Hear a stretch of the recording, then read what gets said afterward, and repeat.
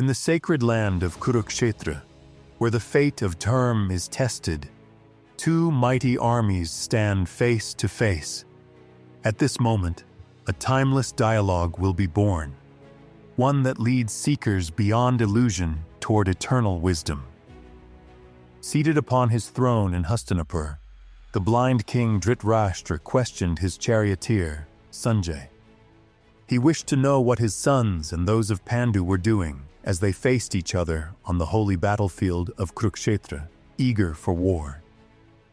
Sanjay observed the unfolding scene and reported. As the Pandav army formed into ranks, Raja Duryodhana approached his revered teacher, Acharya Drona, to address him. With measured words, Duryodhana urged his teacher to behold the formidable army of Pandu's sons, arrayed for battle by the skilled son of Drupad, a disciple of Drona himself. He pointed out the heroes among the Pandav ranks, warriors as powerful as Bhim and Arjun, including Yuyudhan, Virat, Drupad, Drishtaketu, Chekitan, the valiant king of Kashi, Purujit, Kunti Bhoj, and noble Shabya. He named the strong Yuddhamanyu, the brave Uttamojas, the 5 sons of Draupadi, and young Abhimanyu, each a peerless warrior. Turning to Drona, Duryodhana listed the principal commanders on his own side, those best fit to lead the Kaurav army.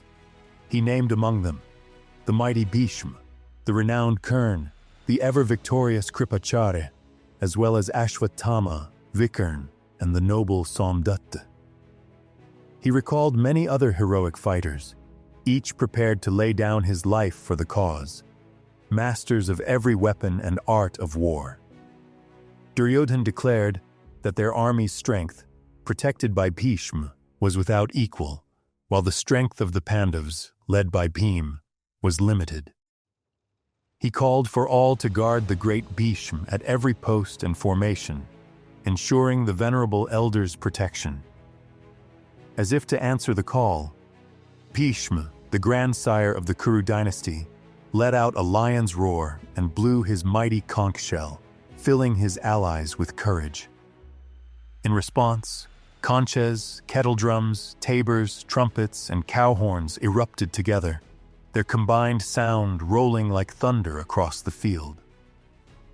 From within the Pandav army, Madhav, Krishna, and Arjun stood together in a glorious chariot drawn by white horses, raising their divine conches. Hrishikesh, Krishna, blew the Panchjanya, Arjun the Devdatta, and Bhim, hero of monstrous strength, sounded the mighty Pondra. Other noble warriors joined in. The king of Kashi, the invincible Shikhandi, Drishtadyumna, Virat, the indomitable Satyaki, Drupad, the 5 sons of Draupadi, and the valiant Abhimanyu. Their conches sounded in a great, echoing chorus. The earth and sky shuddered beneath that thunderous blast, striking fear into the hearts of Dhritarashtra's sons. As the clamor faded, Kapidwaj Arjun, his banner adorned with Hanuman, raised his bow, preparing to enter the war's dreadful dance. But before battle began, Arjun asked Krishna to place their chariot between the two armies, that he might gaze upon those he was destined to fight. He wished to see who had gathered to side with the evil-minded son of Dhritarashtra, eager to earn his favor in battle. Following Arjun's request, Hrishikesh guided the majestic chariot to the very center between both armies. There, before Bhishma, Drona, and assembled kings, Krishna pointed out the armies to Arjun, bidding him to observe the gathered Kurus. As Arjun looked, he recognized among the ranks his own fathers, grandfathers, teachers, uncles, brothers, sons, grandsons, friends, fathers-in-law, and well-wishers on both sides. Overwhelmed by the sight of so many beloved kinsmen, the son of Kunti was seized by deep compassion and sorrow. His voice trembling, Arjun confessed to Krishna that his limbs weakened, his mouth dried, and a terrible dread overcame him at the prospect of fighting his own kin. His body shook, hair standing on end. The great bow Gandiv slipped from his hand, and his skin burned. Lost in confusion, Arjun could no longer hold himself steady. He saw only evil omens and no good in the slaughter of his family.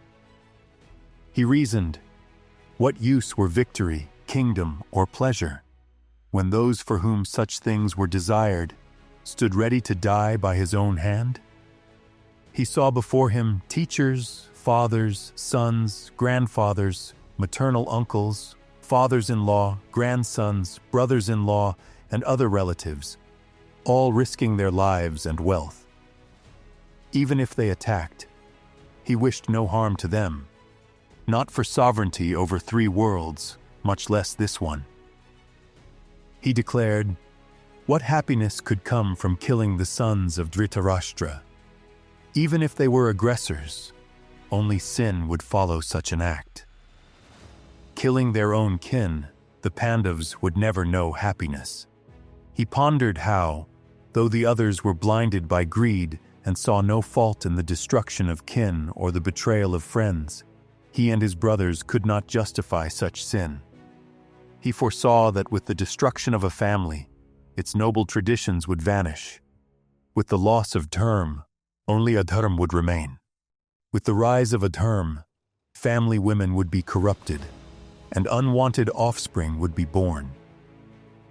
He realized that such chaos would drag the family to hell. Ancestors would fall, deprived of their sacred offerings. The destroyers of family tradition would be cursed in both this world and the next. By such evil deeds, all family and social duties would be lost, erasing welfare, tradition, and honor from the earth. He remembered hearing from wise teachers that those who destroy their family's traditions are doomed to dwell in hell for untold ages. In agony, he exclaimed that, driven by desire for fleeting pleasure, they were ready to commit a terrible sin by slaying their own. It would be better, he decided, for the sons of Dhritarashtra to slay him unresisting, unarmed, upon the battlefield. And so it was that Arjun, his heart shattered by grief, cast aside his bow and arrows and sank down upon his chariot, his spirit engulfed in sorrow.